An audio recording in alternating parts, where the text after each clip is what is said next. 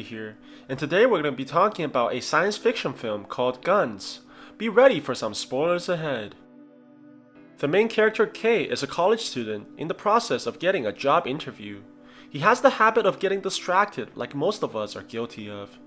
Kay takes the subway like usual, but this time he sees a familiar face. The man's name is Kato, his childhood friend, but they haven't spoken for a long time. He hears a loud bump and turns around to see that someone has fallen down into the train tracks, but everyone just stands there and expecting the other person to help, resulting in no one helping. Kato takes a deep breath and jumps down into the tracks, trying to save the drunk man from being killed. He sees Kay and tries to ask him for help, but Kay pretends like he doesn't know who Kato is and tries to weasel out. The crowd manages to pull the man out with the help of Kato, but the train is approaching very quickly. Kay sees this and offers his hand, but gets pulled in and the two gets hit by the train. When they open their eyes, they're still together, but in a room where there is a large black sphere. There are other people here as well, but no one seems to be talking. They try to get out by the windows and doors, but everything is locked. They're sure that they were hit by the train, but how can they be alive and in this weird place? Others tell them the same thing, that they died and somehow just arrived here. The black sphere lights up, and Kay sees a feet, then a hand, and a body materialize right in front of him. It turns out to be a woman named Kishimoto, but she's naked and soaking wet.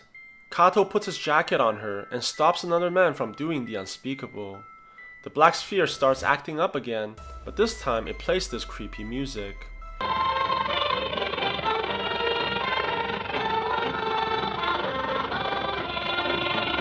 Everyone is shocked at what's happening, except for one man who appears to be wearing a combat suit underneath. The sphere tells them that they are dead and that it controls their new lives now. It then proceeds to tell them to kill off a creature called the Onion Alien. It pops open with guns and armors on the sides. As they approach the sphere, they also see a man sitting inside. They open the suitcases with their names on it and seize combat suits, same as the ones worn by the man before. No one puts on the armors though, except for the woman who arrived naked in the first place. Their bodies begin disappearing while everyone panics. They're teleported to an intersection, but no one seems to be around. The man with the armor introduces himself as Nishi and claims that they're in a reality show where they need to kill the alien to win a prize of $100,000. They see the alien from afar, and with the encouragement of winning money, most of them rushes towards the alien without any questions. They manage to corner the alien in a garage, and one of the men shoots at it with his gun. Nothing appears to happen at first, but then the alien's arm explodes. It tries to fight back, which angers the whole group, resulting in everyone shooting at it, causing it to explode everywhere. Just when they're planning to collect their prize money, another tall figure appears behind them. The Yakuza tries to intimidate the mysterious figure, but his leg gets chopped off while being lifted by one hand. While struggling, he knocks off the wig of the tall man, revealing it to be the alien's father. The group shoots in fear, but only manages to hit their teammate, causing him to explode as well. Kay arrives at the garage, only to find Kato backing out in fear. Just when he's about to be killed, Kishimoto tackles the alien, sending it flying into a wall. Her strength is magnified by the suit, and I'm sure they must feel pretty silly right now for not wearing it. The alien recovers quickly and manages to neutralize the team very easily. Kay finds his armor missing in the suitcase, so uses it the only way he could. Just when they're about to be killed, the alien is paralyzed by a gunshot from afar. Nishi was following them this whole time and used the people as baits. He shoots at the alien's head, it screams in pain while it explodes everywhere. They're taken back to the same room, but everyone that died stays dead. Surprisingly, the old man managed to survive as well and is teleported back safely. Nishi tells everyone that the sphere is called Guns and it assigns missions for killing alien invaders. The informations of the dead are kept inside the Guns database, including everyone from previous missions. Guns gives Nishi 5 points for killing the alien, but nothing for the rest of the team. Kato tries to get some answers from Nishi, as this is obviously not his first rodeo. But Nishi overpowers him and doesn't want to offer any help. Kay tells him to let go, but the fight is cut short when Gunn sends them all away. Kay wakes up in his room and has trouble believing everything was real, but he proceeds to see the after damage of previous events, such as the train incident that occurred. He has trouble focusing in class, still thinking about what happened last night, while a girl secretly draws him. Obviously, she's got a crush on the man, and personally, I would have asked her out by now. Kay tries to find the room he was in yesterday. To his surprise, the entire building is missing. He goes to where they fought the aliens and sees that Kishimoto is there as well. She still has the jacket from Kato and wants to return it to him personally, but Kay says that he moved 10 years ago and doesn't know where his current address is. She then surprises Kay by asking whether if she can stay with him tonight, to which he agrees immediately. It's obvious that the girl doesn't want any action with him though, since we find out that she was kicked out by her boyfriend, which caused her to commit suicide. But our main character doesn't care and grabs some protection just in case. They accidentally find a notebook in Kato's jacket, which gives his address and shows that he was in juvie before. Meanwhile, Kato gets nightmares about what happened, but his little brother tries comforting him. He hears a loud screech and sees himself disappearing in the mirror. They appear in the same room again, but this time with 3 other strangers. Guns tells them that their target is the Tanaka alien. Kato tries to tell everyone to put on the armor, but the new people are too shocked to listen.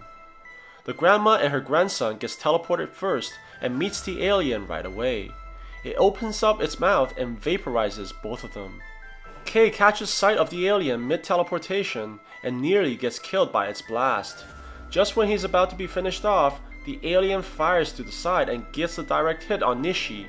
It flies towards him and continues to knock him down to the underground parking. It continues to hit him until his suit has malfunctioned and no longer offers protection.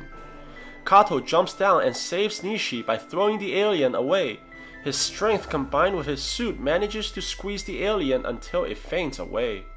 They check for Nishi's vitals, but he's dying very quickly.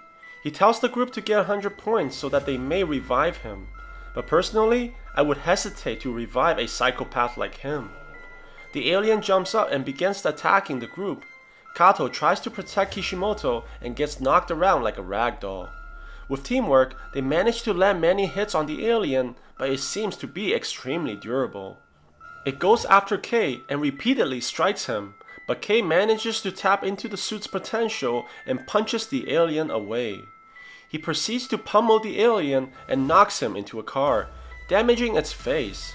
It tries to use the laser blast again, but Kay shoots it with the gun, causing a large explosion. Kay managed to kill the alien, but also blew his limbs off in the process. Luckily, the timer on Guns runs out, and Kay is revived into the room before he dies. He remembers what Nishi said about the 100 points, and asks Guns to explain. Apparently, when they reach 100 points, they have the option of reviving someone or setting themselves free. They're sent back by Guns again, but this time Kay wore his battlesuit. He intends to practice using it, getting ready for the next mission. His new superpowers give him some confidence as he asks the girl out from his class. She shows him the manga she drew, depicting Kay as a superhero. Kishimoto finds Kato's address and gives him a surprise meeting. Through their conversation, we find out that Kato killed his father, but only because the man was abusing his little brother. He can't die now, as he needs to protect and care for his brother. Kishimoto assures Kato that he will survive. They are teleported by Guns to the room again, this time with many more new people. Kato tries to tell everyone to put on the suit, but a monk spewing nonsense makes it very difficult. Guns tells them that their target is the Buddha statue, and they're all teleported away. Kay sees the statue in front of the temple and proceeds to examine it closer. To all their surprise, the giant starts moving and begins stomping on the group. They scatter and some of them runs into the temple looking for shelter, but it seems that they found something even more sinister inside. The group surrounds the alien while Kay tries to take it on by himself. Although enormous, the alien is very quick for its size and dodges all the gunfires. Eventually, Kay manages to outmaneuver it from underneath and destroy it by shooting its head. Just when they thought the mission is over, the timer on guns is reset. They see one of their teammates come out from the temple, wounded and near death. The three enters a room full of statues and they find the monk's dead body, full of cuts. Suddenly, Kishimoto notices that a statue of thousand-armed Buddha has moved behind Kei, and it proceeds to attack him furiously with all its arms. Kei is wounded badly as blades puncture through his body. Kato pulls him to safety and tells Kei to rest. Kato admits that he has always admired his friend and proceeds to attack the alien. Although Kato gave it his best shot, the alien was too fast, and just when it's about to deal the finishing blow, Kishimoto jumps in the way to protect him. She gets impaled everywhere and drops onto Kato's arms. In her last breath, she tells Kato to survive and reunite with his brother. Kato becomes furious with the death of his friend and charges at the alien, but gets destroyed very quickly by its swords. Seeing his friend wounded to the point of near death, Kei gathers his last resolve against the monster. He charges towards the alien, but realizes very soon that he can't beat it in close combat. He sees the gun across the room, and jumps towards it while the alien attacks. He takes the gun and fires it at the Buddha, but it blocks the attack with his swords. The alien drops a small statue on the floor, and it rapidly grows into a giant, breaking through the ceiling of the building. It launches its fist at Kei, which destroys most of the roof in one blow. In the face of such powerful enemy, Kei is unsure of what to do next. Kato, with his last remaining breath, throws the gun at Kei, which he catches and shoots at the Buddha's arm, destroying it while running closer to its head. The alien opens its mouth and swallows Kei, but he manages to fire shots in the giant's mouth and it screams in pain while it's blown up from the inside. He runs back to his friend, holds his hand while telling him not to die. Kei begins to teleport back to the room while Kato remains motionless. Kei sees the remaining survivors but fails to see his friend. Kato's image appears on the screen, verifying his death. Kei tells Gans to bring Kato back, but he only earned 20 points in total.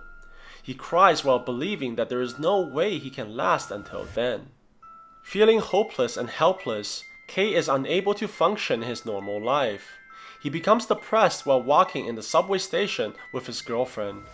He jumps down to the train tracks and tries to commit suicide, but the girl pulls him up, saying that she loves him and pleading for him not to die. With the realization that there are people who loves him and cares for him, Kei resolves to fight with his teammates to revive all his fallen friends. So what do you guys think about this movie? Let me know in the comments below. And if you like my video, please press like and subscribe for more. I'll see you guys next time.